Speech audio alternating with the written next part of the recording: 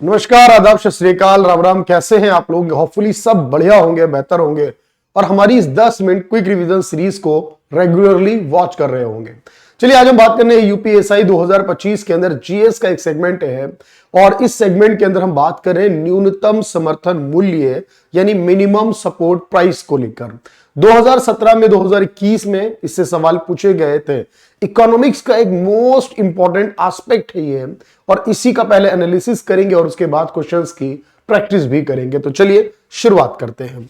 हम बात यहां पर कर रहे हैं बेसिकली मिनिमम सपोर्ट प्राइस को लेकर। सबसे पहले आप ये समझ लीजिए कि इसका कंसेप्ट क्या कहता है।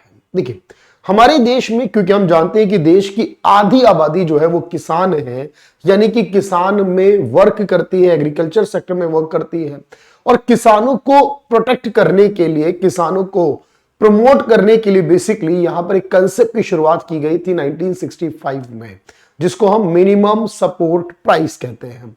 और ये जब शुरुआत की गई, इसका मतलब होता है कि गारंटी प्राइस होता है हमारा, एक ऐसा प्राइस होता है बेसिकली हमारे पास जो कि गारंटी होती है कि आपकी जो कीमत होगी फसल को काटने के बाद जब बेचने के लिए बाजार में जाएंगे तब इतनी कीमत की गारंटी है और इससे ज्यादा भी हो सकती है एक्चुअल कीमत, लेकिन इससे कम नहीं हो सकती। ये जो मिनिमम गारंटी, ये जो फ्लोर जिसे हम बोलते हैं बेसिकली, ये जो प्राइस होता है इसी को हमने एमएसपी का नाम दिया है। लेकिन इसकी शुरुआत जब 1965 में हुई तो हमें याद रखना है तब एपीसी नाम का एक संगठन, जिसे हिंदी में हम कृषि मूल्य आयोग कहते थे, इसकी स्थापना की गई और इस आयोग का काम था कि इस एमएसपी को रिकमेंड करे, डिटरमाइन करने के बाद सरकार को सिफारिश करे। लेकिन बाद में इस एपीसी का नाम बदलकर 1985 में सीएसीपी कर दिया गया, यानी commission for agriculture cost and price, यानी हिंदी में अगर मैं कहूं कृषि लागत व मूल्य आयोग कर दिया गया। अब ये जो प्राइस को डिफाइन किया जाता है, इसकी जो अनाउंसमेंट की जाती है, ये जो पूरा वर्क है बेसिकली एमएसपी का, ये मिनिस्ट्री ऑफ एग्रीकल्चर यानी कि कृषि मंत्रालय के अधीन आता है।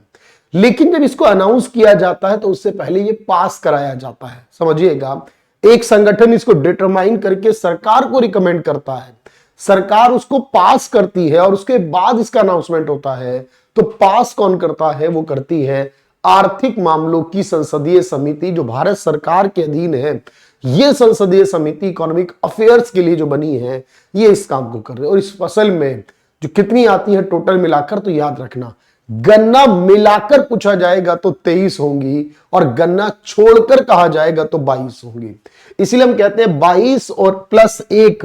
और ये जो प्लस में 1 है बेसिकली ये क्या है? तो ये आप कहोगे सर गन्ना है, शुगर कैन इंग्लिश में कहेंगे जिसे, क्योंकि जो गन्ने की मिनिमम कीमत होती है उसे हम एमएसपी नहीं कहते, हम उसे एफआरपी कहते हैं। तो गन्ने की जो न्यूनतम कीमत है उसे एफआरपी कहा जाता है और चीनी मिलें जो गन्ना खरीदती हैं उसका मिनिमम प्राइस इतना होगा, एक्चुअल इससे ज्यादा भी हो सकता है। और हमेशा जब हम फसल की बुआई करते हैं, यानी फसल को बोते हैं, लगाते हैं बेसिकली, तो उससे पहले सरकार इसकी अनाउंसमेंट करती है। रबी की फसलें हो तो रबी की फसल बोने से पहले, खरीफ की फसल हो तो उसके बोने से पहले यह अनाउंसमेंट कर दी जाती है। ये जो पूरा मामला है इसी को हमने मिनिमम सपोर्ट प्राइस का नाम दिया हुआ है। तो किसानों को लिए ये बहुत जरूरी है और लगातार इसको लेकर बात होती है कि एमएसपी का जो प्रोविजन है ये सरकारी प्रोविजन है, याद रखना। इसको ना तो हम संविधान में देखेंगे कहीं और ना ही इसके लिए कोई एक्ट पास किया गया। अब जो चीज संविधान में नहीं होती तो हम जानते हैं कि सर उसे हम गैर संवैधानिक कहते हैं, नॉन कॉन्स्टिट्यूशनल कहते हैं। याद रखनी है ये बात आपको। और जो चीज हमारे किसी कानून में नहीं होती हम उसे गैर सांविधिक या गैर वैधानिक कहते हैं। और बेसिकली ये एमएसपी का प्रोविजन ये दोनों जगह पर इसी तरह से आपको मेंशन करना है। तो ये लगातार भारत में चल रहा है और आगे भी कंटिन्यू करेगा, लेकिन इसका कोई कॉन्स्टिट्यूशनल या स्टैट्यूटरी प्रोविजन नहीं है। अब हम देख लेते हैं इससे रिलेटेड कुछ इंपॉर्टेंट सवाल जो ऑलरेडी हमारे यूपीएसआई में पूछे गए और अब पूछे जा सकते हैं उन सबको लेकर। जैसे कि एक सवाल हमारे पास आता है, न्यूनतम समर्थन मूल्य एमएसपी से क्या तात्पर्य है?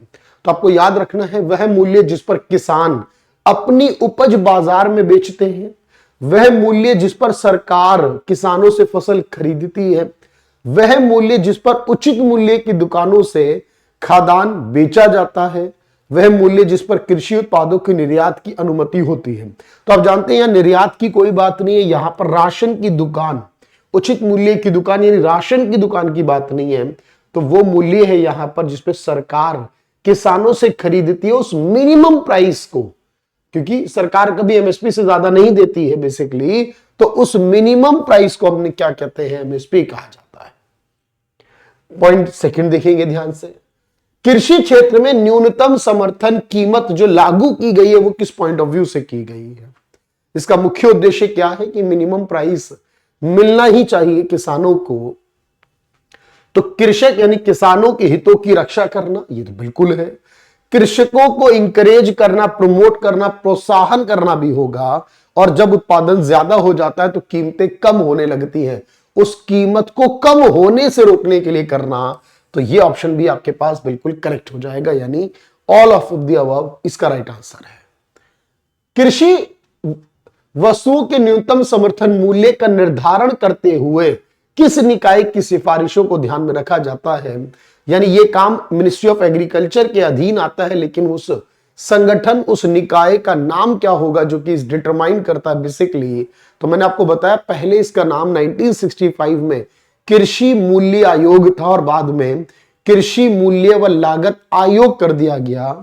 तो याद रखना है agriculture for commission for agriculture cost and price होता है बेसिकली ये, और इसका नाम होगा सीएसीपी, ये करता है। अगला सवाल क्या है, उचित व लाभकारी मूल्य एफआरपी। आप जानते हो एफआरपी शब्द का इस्तेमाल किया जाता है गन्ने के केस में, और सवाल क्या कर रहा है, एफआरपी सरकार द्वारा घोषित मूल्य होता है जो सरकार डिक्लेयर करती है। चीनी मिलें किसानों से खरीदे गए गन्ने पर भुगतान करने के लिए कानूनी रूप से बाध्य है। तो यह बात बिल्कुल सही होती है हमारी कि कानूनी रूप से बाध्य हो जाती हैं हमारी सरकारें, तो यह बात बिल्कुल करेक्ट है। चीनी मिलें मिनिमम इतने पे खरीदती हैं और इसको सीएसीपी ही करता है, इसमें कोई डाउट नहीं है।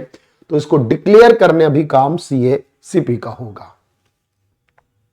अगला क्वेश्चन है, सरकार द्वारा न्यूनतम समर्थन मूल्य की घोषणा किस पॉइंट ऑफ व्यू से की जाती है। अगर हम देखें तीन ऑप्शन के बाद नन ऑफ दीज है, तो हम ऑप्शंस को पढ़ लेते हैं।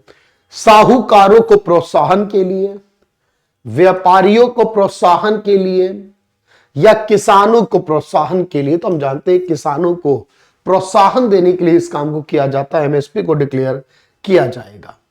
कृषि लागत और मूल्य आयोग की बात करें तो कितनी फसलों का होगा गन्ने को छोड़कर। याद रखना ये सवाल यूपीएसआई का प्रीवियस ईयर है, और कितना आसान क्वेश्चन हो जाता है अगर नॉलेज आपके पास हो। तो गन्ना छोड़कर 22 है और गन्ना सहित पूछता तो 23 होते हैं, तो गन्ने को छोड़कर ये 22 फसलें हो जाती है। न्यूनतम समर्थन मूल्य की घोषणा भारत सरकार द्वारा की जाती है कब। तो जब भारत सरकार इसकी घोषणा करती है तो कब करती है, याद रखो। तो ये घोषणा जो की जाती है सरकार के द्वारा मिनिमम सपोर्ट प्राइस के तौर पर, तो हमेशा हार्वेस्टिंग सीजन के एंड में या उसकी बिगिनिंग में। तो आपने कहा एंड में तो नहीं, लेकिन बिगिनिंग में की जाती है हमेशा, यानी बुआई जिसे हम सोइंग कहते हैं बेसिकली, उसके होने से पहले पहले, उसकी शुरुआत से पहले बता दी जाती है। यहां पर ऑप्शन दिए गए और आपको सही ऑप्शन को चुनकर बताना है। कृषि लागत और मूल्य आयोग के संबंध में दिया गया है कि सीएसीपी की स्थापना एक संतुलित एवं समेकित मूल्य ढांचे का निर्माण करने के विचार से किया गया, और उसमें 23 कृषि फसलों पर मूल्य नीति पर अपना सुझाव देने हेतु अधिकृत है। तो कुल 23 ही है, ये बात क्लियर है बिल्कुल, क्योंकि यहां पर ये बात कहीं नहीं गई है कि गन्ना शामिल होगा या नहीं। तो अब गन्ना जोड़कर गन्ने का भी यही करता है, तो 23 होने वाली है, इसमें कोई इश्यू नहीं है। सीएससी अपनी रिपोर्ट जो रिकमेंडेशन की रिपोर्ट है वो सरकार को दे देता है हर साल। बिल्कुल, रबी की फसल आती है रबी की फसल, खरीफ की फसल आती है तो खरीफ की फसल, यानी हर फसल साल में एक बार आती है, तो ये उसकी रिपोर्ट सरकार को देता ही है। तो इसका मतलब ये दोनों बातें सही है।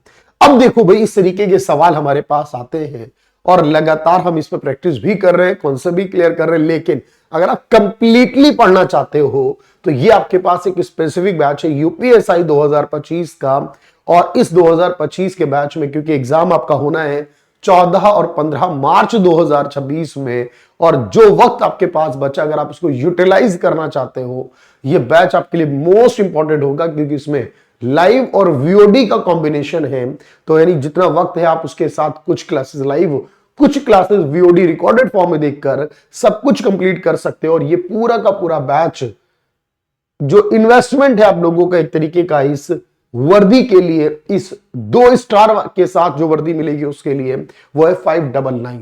तो 599 रुपए में आपको ये पूरा का पूरा कोर्स मिलेगा, जिसमें वीओडी और लाइव दोनों क्लासेस होंगी। और याद रखें, ये बैच के बाद आप देखेंगे एक चेंज आपके अंदर होगा, और वो चेंज ही होगा जो आपको सेलेक्ट कराएगा, क्वालिफाई कराएगा। और इस बार का जो आपका सपना है 2025 में, 2026 में जब वो पूरा होगा, तो आपको भी रियलाइज होगा कि आपने एक सही जगह इन्वेस्टमेंट किया था। तो चले, इस वीडियो में इतना है, लेकिन आपको ऐसी छोटी छोटी वीडियोस में देता रहूंगा, और आप लोगों को करना है कि इसकी प्लेलिस्ट में जाकर सारी वीडियोस चेक कर लेनी है बस। Thank you everyone, thank you so much.